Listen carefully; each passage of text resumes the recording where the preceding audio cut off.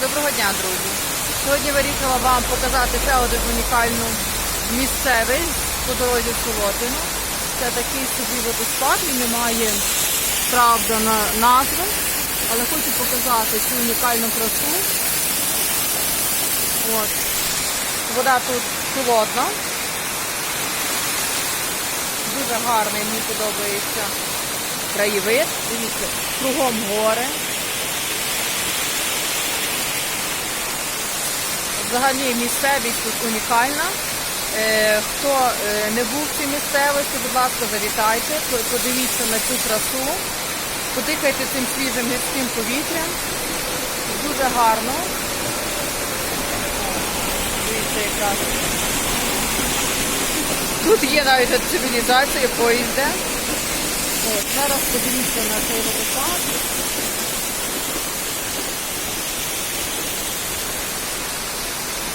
Все, до побачення.